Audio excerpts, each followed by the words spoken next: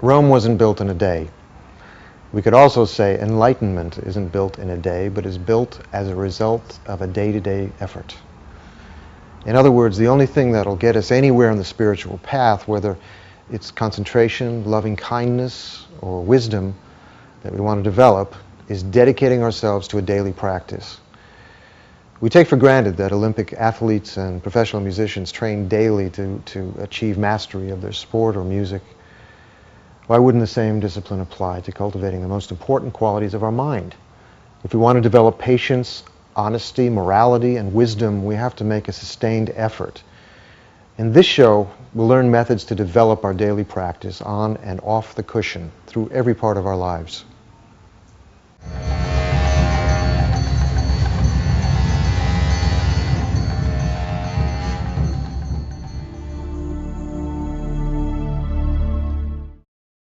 So what does a daily practice mean?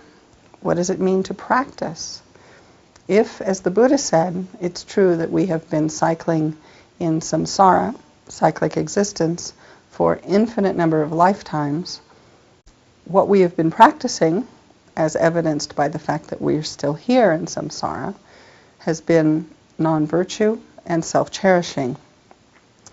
What we need to do to remedy this situation is to develop a new habit by practicing virtue and cherishing others. So before listening to these teachings, establish in your mind a very strong motivation to be able not only to understand what it means to have a daily practice, but to establish one in your life, a workable daily practice, as quickly as possible, so that you may be able to benefit all living beings as quickly as possible.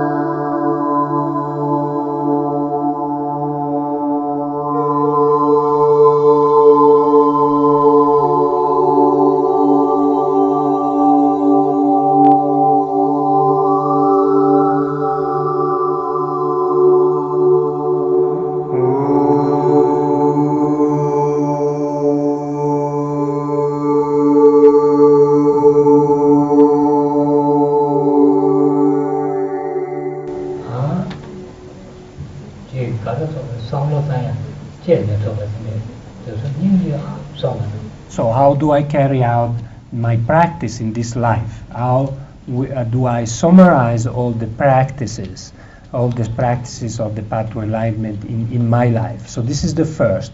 You have 5 forces to apply. This is the first, the force of resolution.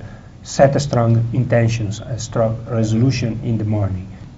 Okay, so this you have to apply this right in the morning, as soon as you open your eyes, as soon as you wake up, you open your eyes before doing anything else.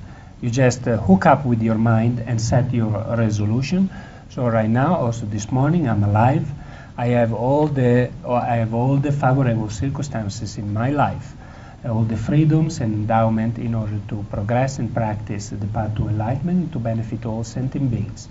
Therefore, as much as I can, as much as I live throughout the day, I'm not going to let my mind under the power of delusions, and I'm not going to harm any sentient beings, and I'm going to be as helpful as possible to all sentient beings. So now the next is the force of the white seed. The force of the white seed is the aim of achieving the supreme enlightenment in order to benefit all mother sentient beings and oneself, for oneself and other purposes, engaging as much as possible throughout the day in practice to purify the previously accumulated negative potentials or karma, and accumulating virtuous actions or merits, what we call merits. So these are called the white seed.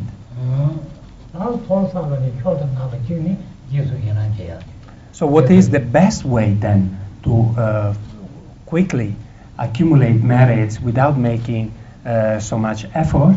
Rejoice. And rejoicing is an incredible beneficial practice.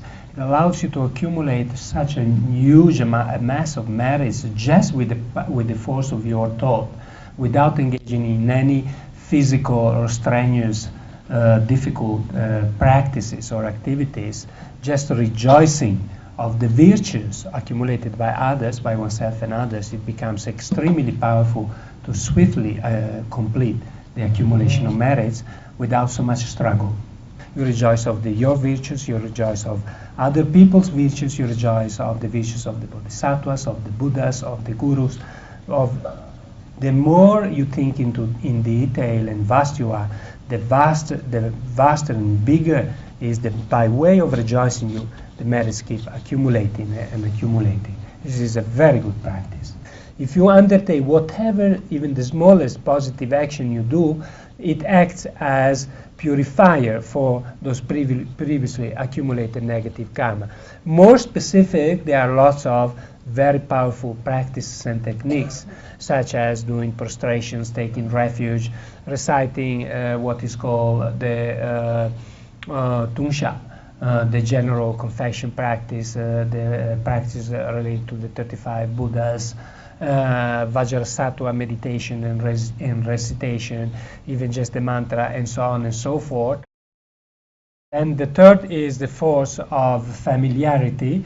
It means that you constantly have to take to your mind the practices of the path to enlightenment, especially the steps to generate bodhicitta, and as well as purifying, accumulating merits, until it becomes spontaneous for you. You don't need any. It's not a contrived thought. You have to bring it to your mind constantly, so you become so familiar with that particular kind of attitude and behavior that you constantly are reminded of the path to enlightenment. So this is the power, the force of familiarity. So the fourth is the force or the power of rejection, and this in general, it refers to all types of delusions. So always keep a constant awareness of delusions and their disadvantages for you in order to eliminate it, but particularly be mindful of self-cherishing thought, of egoism, and do not let the power of rejection is do not let yourself being taken under the power of self-cherishing thought from now on as much as you can. So this is the power of rejection. So now the force of prayer or dedication. So at the time just before going to sleep, then you apply the last force. All right, you review your day on the basis of your first determination in the morning. So what happened today? How did I accumulate any virtuous action? Was I been taken under the power of delusions? Did I accumulate virtuous actions? Was I able to apply the antidotes and to overcome self-cherishing thought, and so on and so forth? So you have to analyze very sincerely, focus on whatever negativities I have accumulated today. I've done it for this and this and this. So therefore, I'm going to purify it right now, and tomorrow I will be more mindful. You make a strong determination again tomorrow. I'm not going to repeat the same mistake. And whatever virtues you have accumulated, you review it and you rejoice. So that was very good. I've done it very nicely. I was able to face my mind. I was able to decrease delusions. I was able to do this and this and virtuous action. This is fantastic. Tomorrow I'll do even better. So before going to bed, you do this review. This was a very short explanation on how to carry out the practices, how to summarize the practice in one's life on the basis of a daily practice from morning up to night. So this is for what we call daily practices.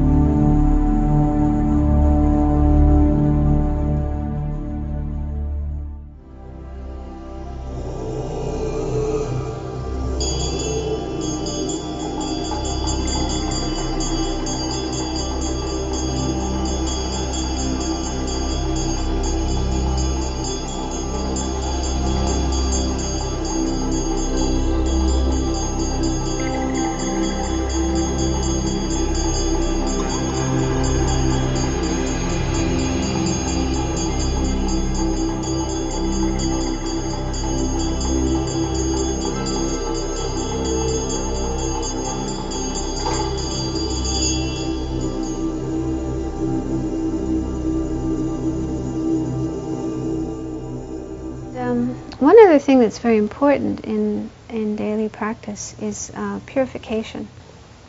Because even if we do have the intention to be helpful to others and not do things that are harmful or negative, create bad karma and so on, we are just human beings. We have our faults, our imperfections, and our limitations, and so we're bound to make mistakes and lose our temper, get angry, or get caught up in negative thoughts and speak in negative ways or do things negative. So, so there's something we can do about that when we do make mistakes and create bad karma, and that is purification. So purification is a practice we can do to clear up any negative karma that we've created in our day. So it's actually a good thing to do every day, because most probably we do create negative karma each day. But we can also purify things we've done before. The general practice of purification involves 4 things, 4 points, which are called 4 powers, 4 opponent powers. First is regret. And regret is not the same as guilt.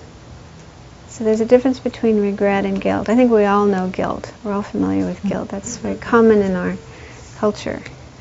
And I think of guilt as being more emotional, like we feel really awful about something that we've done, and maybe we get into beating ourselves up and thinking, I'm a horrible person.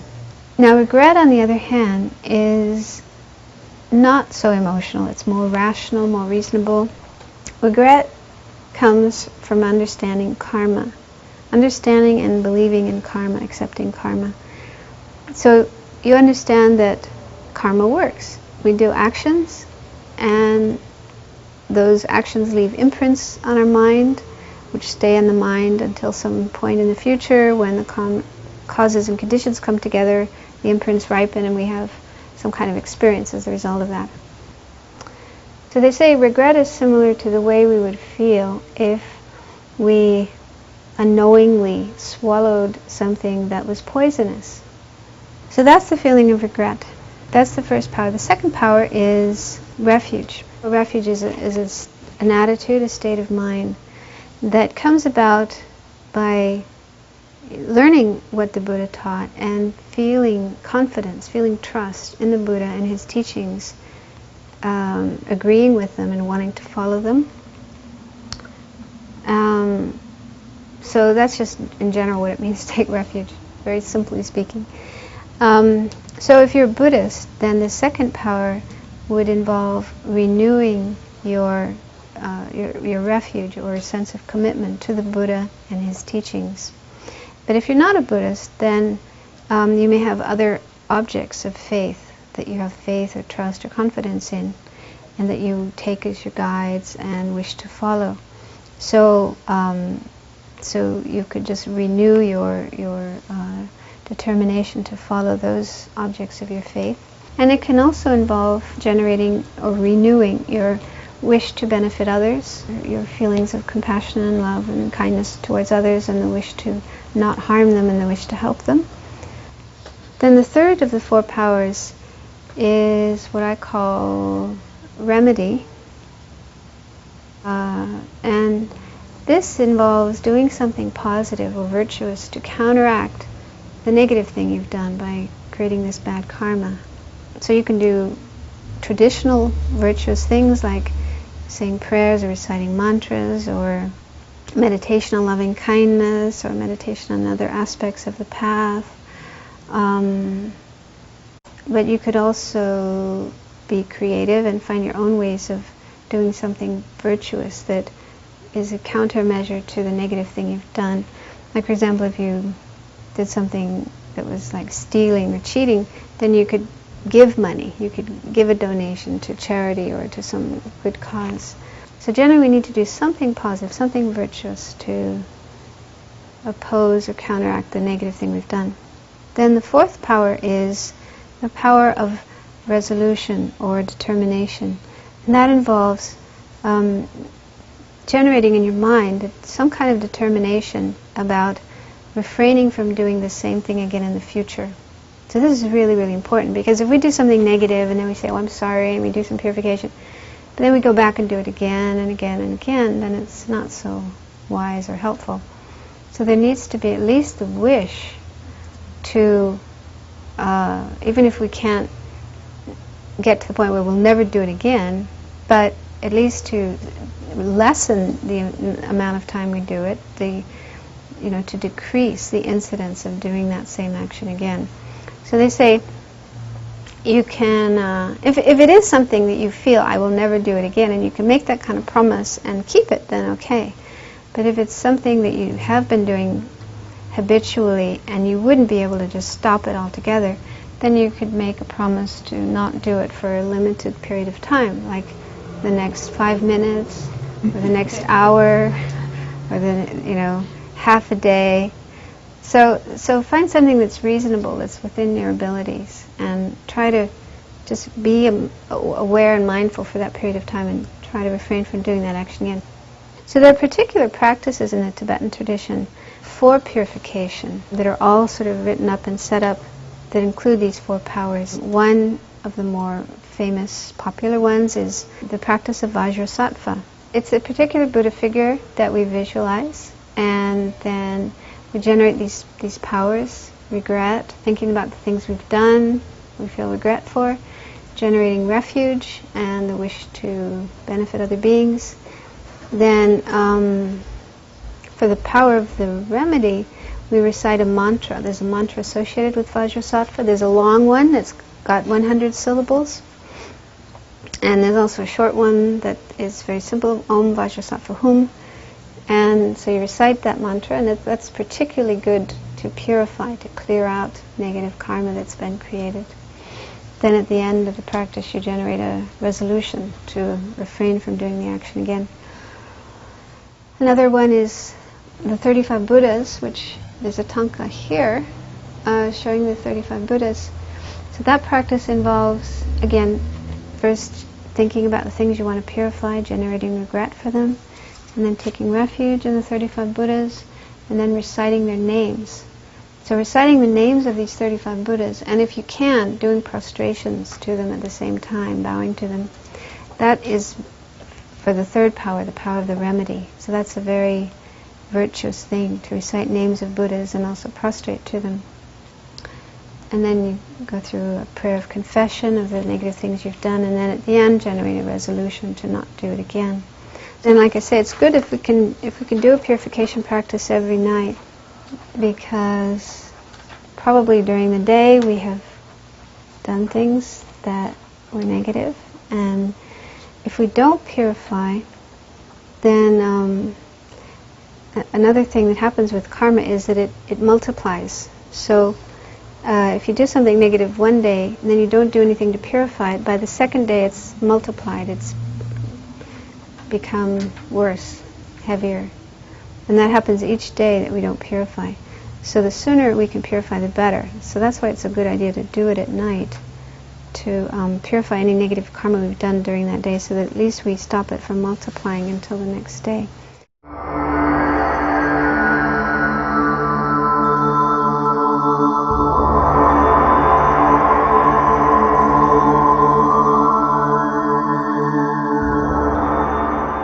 I think the first thing that I started to do in terms of a daily practice was actually I used to do some meditation before I was a Buddhist, but it was more like set my motivation as taking refuge in the Buddha, the Dharma and the Sangha for the sake of all sentient beings. So then that would be the main thing. I think that was for a good few months. Then I was interested in prostrations. I got very drawn to doing that. And then the whole thing with purification, which I didn't really know about, but as I did prostrations I learned more.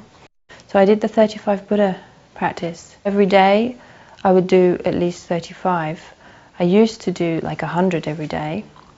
Sometimes it would, because of when I started to work full time, night duty and things like that, it would be difficult. So I'd just do the basic commitment. But then obviously when I was in retreat, I don't know how, but I managed to do like maybe 1,000 or so a day. Or I think maybe at one point I got up to 2,000.